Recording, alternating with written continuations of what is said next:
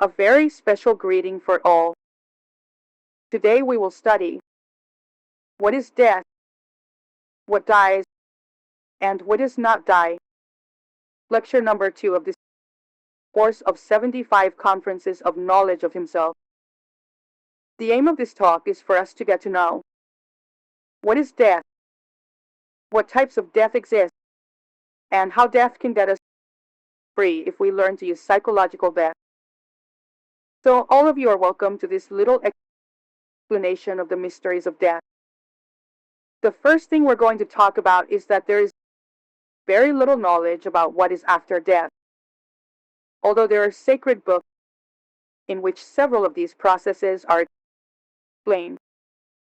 For example, there is an ancient book called the Book of the Dead, a Tibetan book in which you can study the different processes of what the process of death is like. Many people think that when someone dies, after they die there is nothing else. They think we just disappear. Other people believe in hell. Others believe in heaven. Others believe in reincarnation or in past lives. But today we are going to go a little deeper into this process about what is after death. Because if we stop fearing, we take away fear and have access to information about what is after death.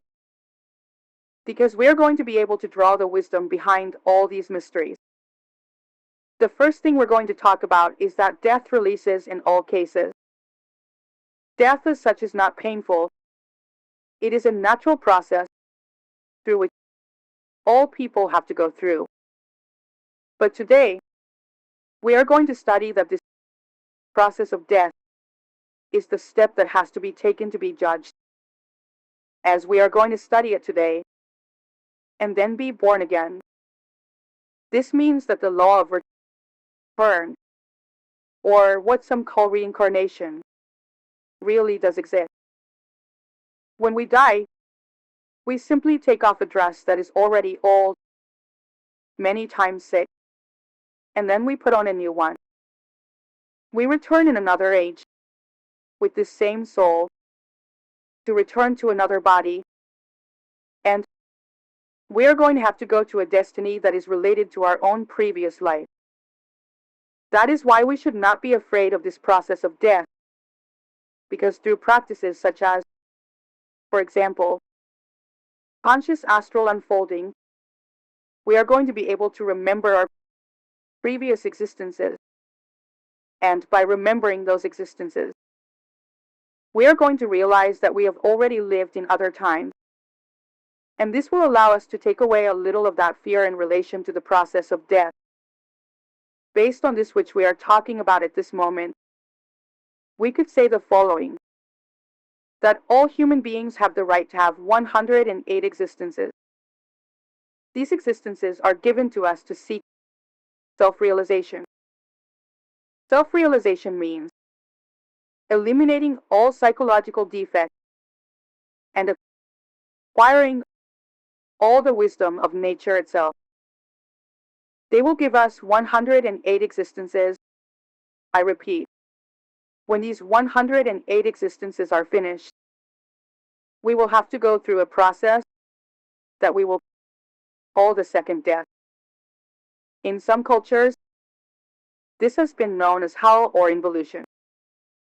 Something interesting that we are also going to study today is that not only are we going to go once to hell, but one day we will get out of there. We will recreate the soul. We will give 108 existences again to try to liberate our consciousness. And if we do nothing, we will have to go back down on something we will call the wheel of samsara, which means that several times we will have to go through that process of hell. But well, all this can be given mechanically if we do not know what psychological death is, because with psychological death, we will be able to remove our defects, and therefore, we will be able to transcend to death itself. Based on this little explanation that we are giving right now, we could put it this way: There are three types of death. There is the death of the physical body, which is what most people know. There's the second death, which we are talking about, which has to do with the process of what is hell, evolution, and there is psychological death, which is the one that will allow us to free ourselves from death for an eternity. Let's talk about each of these three types of death. Let's start talking about the death of the physical body. The death of the physical body can occur in two ways. The first, when it occurs in a natural way, where the person, in quotation marks, dies and his vital signs or his main organic functions are not too affected. When this case happens, for example, a cardiac arrest, a cardiorespiratory arrest, the person will be judged, and that trial will last 72 hours. But there are other cases in which death occurs and vital organs are highly compromised. For example, a person who is a victim of a gunshot impact on the heart or brain, or loses, for example, the head or one of his vital organs. To this type of people who die this way, where the physical body has become too deteriorated, they have made some judgment before, and so these people tend to feel death. And so many of them even say goodbye to their relatives before they die, or there are cases of people who even make their wills before. Let's talk about the case of a person who dies and his vital organs have not been so compromised. That person will live 3 trials within 72 hours. During those 72 hours, at any time, a person can return to life. In the first judgment, the person will enter into a tunnel of light. That tunnel of light is his own spine, and at the end of the light, reaches the higher dimensions. There, in the higher dimensions, the whole consciousness is awakened and begins to see his life in a retrospection. He begins to see all the good things and all the bad things that he did in life. He will begin to look at the last things he did before he was in that process of death. He begins to look at everything he did in his adult age. Then he begins to look at everything he did when he was young, when he was a child, and so until the exact moment he was born. At that moment, he, with his consciousness awakens, analyzes if he fulfilled the goal of his existence. These goals are not material. They do not have to do with achieving a university degree, with having certain money, but they have to do directly with spiritual development. If the person, seeing that he or she failed to achieve his or her goal, feels much remorse, there is a possibility that he or she can return. And so we see several cases where people have been clinically dead and then wake up.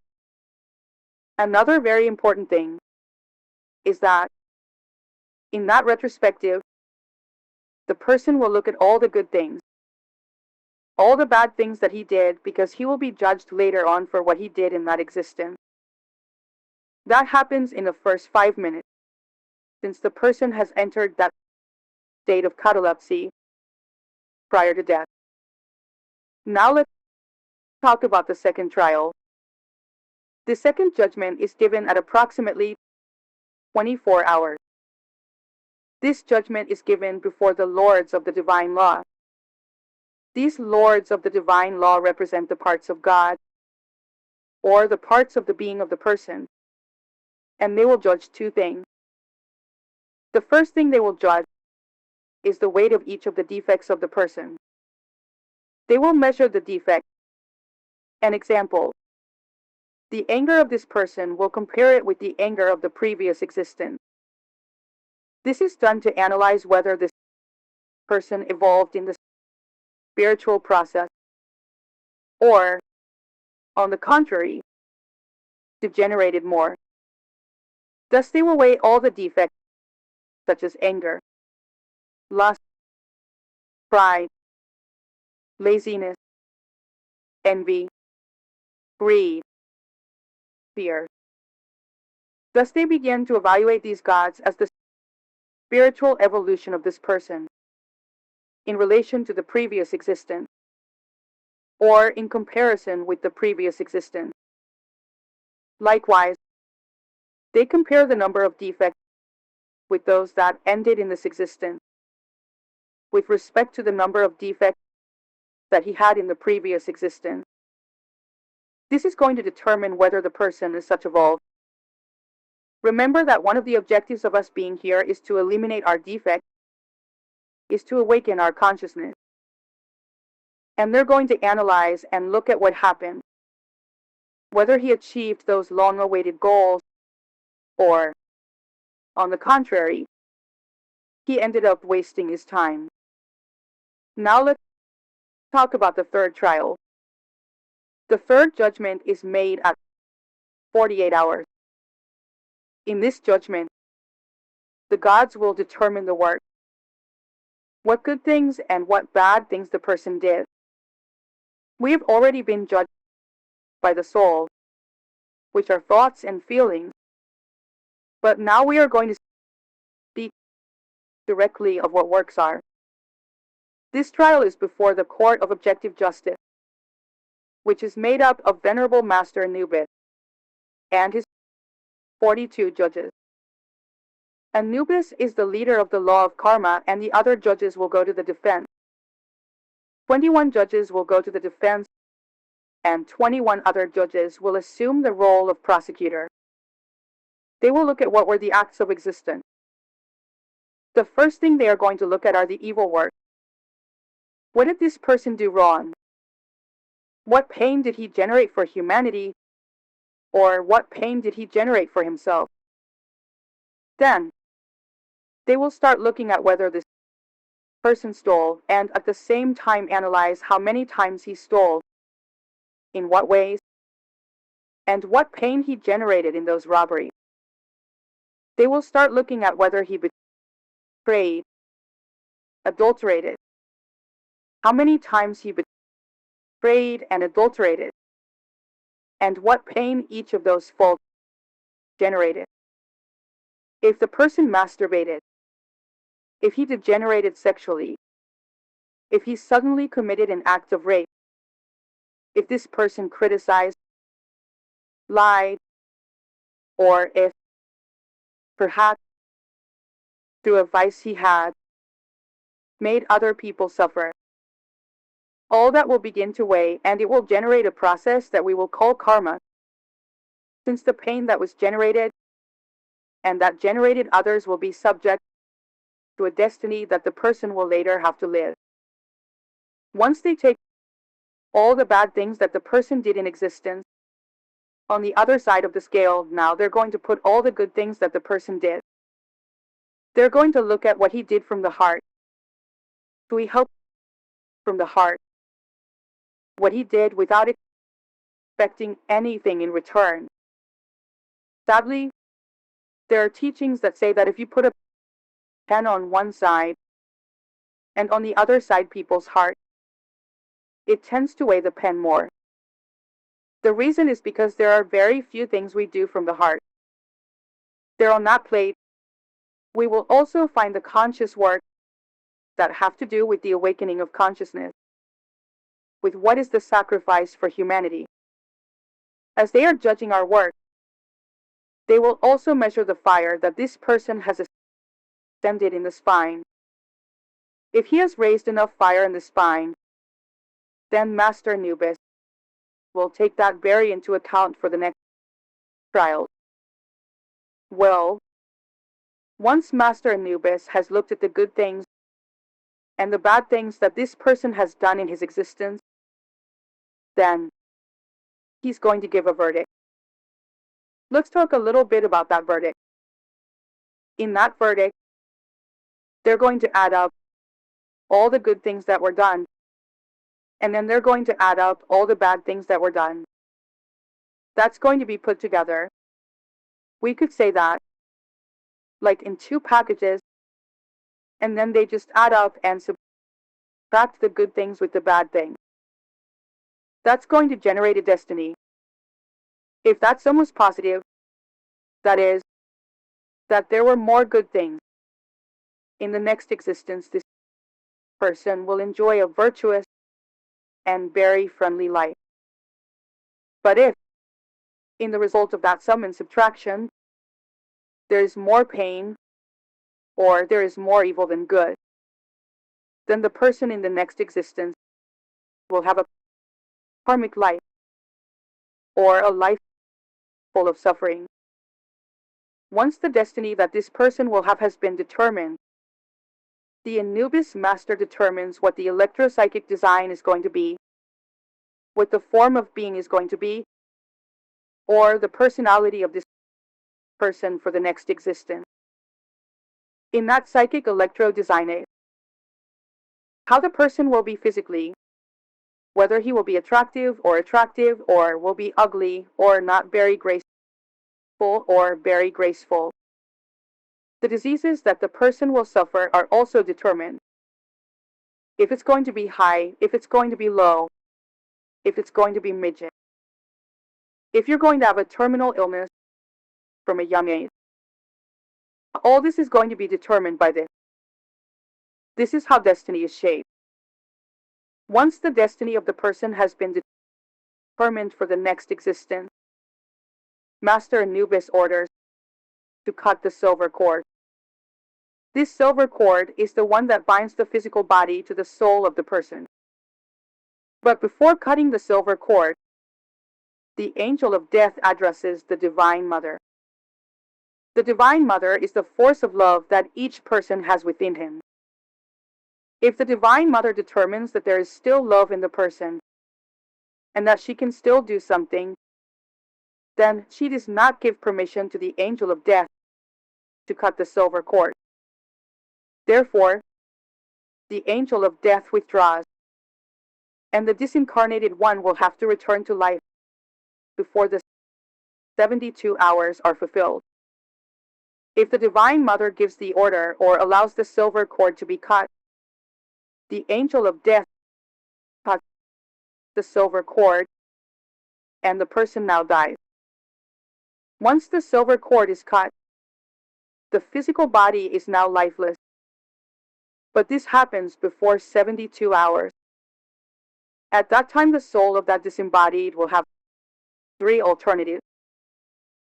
The first is that you have already finished the 108 stop. If you have finished the 108 stop, then you will have to go to limbo or the involution. We will already study it. If the person has not yet completed the 108 stop, then he or she will have to move to limbo, and there he or she will have to wait for the circumstances to be given so that the person returns and comes to fulfill his or her destiny. If the person raised the fire through the spine through sexual transmutation and did well in the trials, the gods can determine that the person enters a vacation in heaven. In heaven, he will be a season guided by the Divine Mother and Teacher so that, when he is born again, he will come to finish the work he needs. That is the process of the death of the physical body. From that moment on, the body breaks down. The worms start eating it. For part, the soul goes to any of the possible scenarios and then continues in its process of spiritual evolution if it has not yet completed the 108 existences. Now let's talk about what second death is. The step taken after the 108 existences are finished.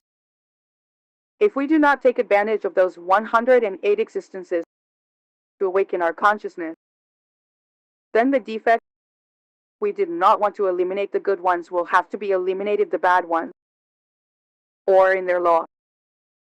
Dante Alighieri, a teacher who taught how hell is composed, spoke of 9 spheres, 9 Danes K circles, where he explained how in the first Danes K circle were all sloths. These sloths have to die in their law, feeding laziness until pleasure turns into pain, then pain into despair, and after despair, defects explode. Thus, the defects of fornication, which are those in the second kinetic circle, will also have to be disintegrated. There they will have to be forced to fornicate, to pour out their energy several times, until the pleasure becomes pain, weariness, and pain turns into suffering, despair. And the despair of doing that same action so many times causes them to burst out. Then in the third will be pleasures, in the fourth, greed, in the fifth circle will be anger, in the sixth circle will be tyranny, in the seventh violence, in the eighth lie, and in the ninth betrayal. This is a very long process. It also tends to be very painful, and therefore we should take advantage of those 108 existences that we have to eliminate these defects to the good ones, so that we do not have to go through this painful, so long, and so tedious process. That is why it is necessary that we know what psychological death is, since psychological death is the tool that will allow us to understand and disintegrate the defects to the good ones. We could eliminate all defects of laziness at will and recover wisdom, all defects of anger, pride, lies, lust, sadness, fears, and all this is accomplished through this tool so important that it is the third type of death. In order to understand or practice the process of psychological death, the first thing we have to do is to want to eliminate our psychological defects, to learn to judge ourselves, not to judge others, but to enter into a process of self-judgment, of self-analysis. How's this process of psychological death done? Psychological death is based on 3 steps. These 3 steps are self-observation, prosecution, and elimination. Self-observation is the step in which we are going to direct attention to our own inner world. We are going to observe our psyche or our soul. To observe the soul, we have to be attentive to what we think, to what we feel on an emotional level, to what we want, and to what moves and sets.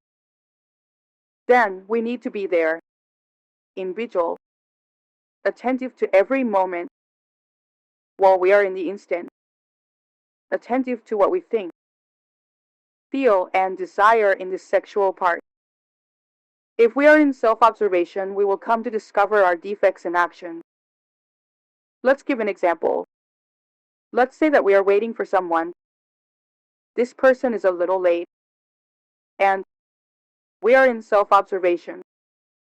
By being in self-observation at that moment, we can observe at an emotional level how we feel eagerness, we feel despair, and we even feel anger, bad temper, that at an emotional level. If we are in self-observation, we are discovering each of these emotions. But we can also observe after emotions are activated. How we begin to think now. We begin to think, why are people like that?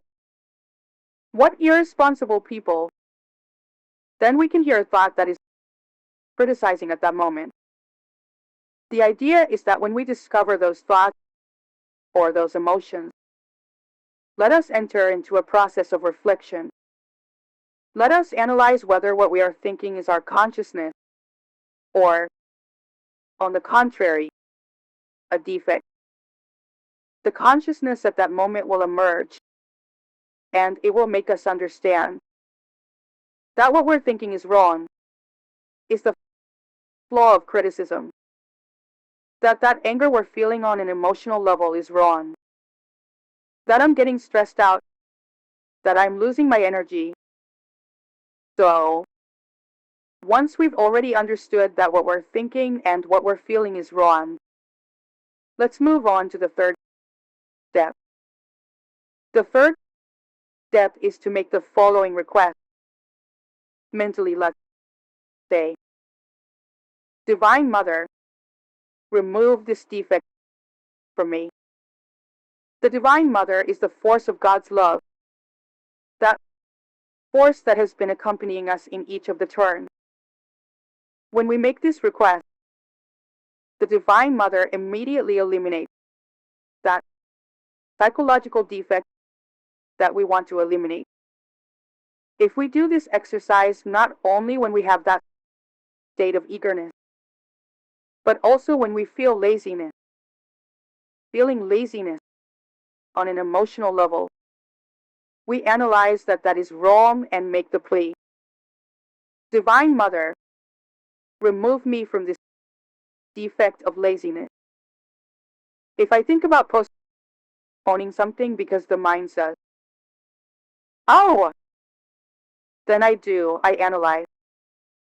This is wrong. This is laziness. I shouldn't feel this. I shouldn't think this way.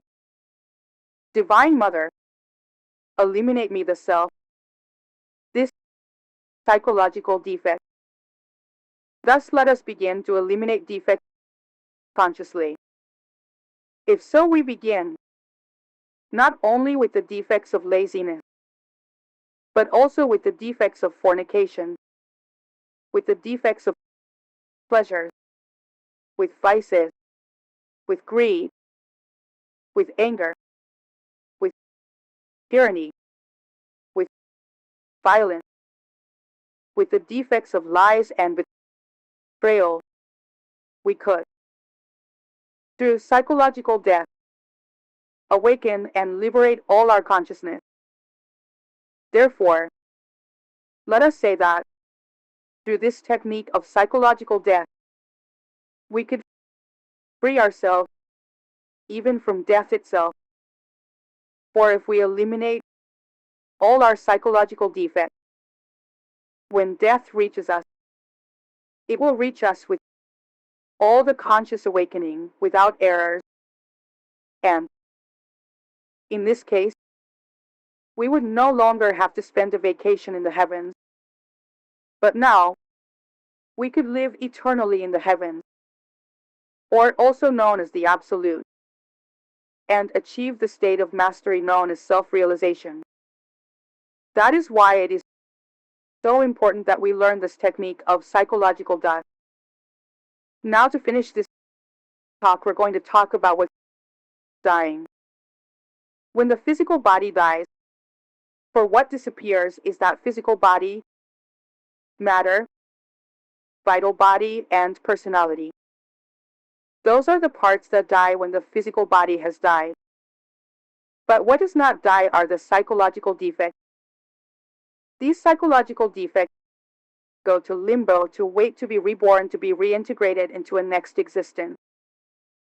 But when the 108 existences are finished, these psychological defects have to pass into involution, hell, or second death. There they will disintegrate. Now, what does not die? What does not die is that consciousness, that essence that has always been accompanying us, that force that sustains us with the desire to awaken and achieve this work of awakening our consciousness. I want to leave them with this phrase. You are born to die, and you die to be born. It is a phrase that is teaching us that our goal is to eliminate all our defects. Ready? Thank you all very much for having accompanied us in this little explanation. I leave you here with our contact, and remember that the next talk will be about conscious astral unfolding. Conference number 3. Remember, you can leave your comments, your questions, here on our social network. We will be very attentive to analyze and answer any concerns you have about the subject. I wish you a happy afternoon or a happy night. See you soon.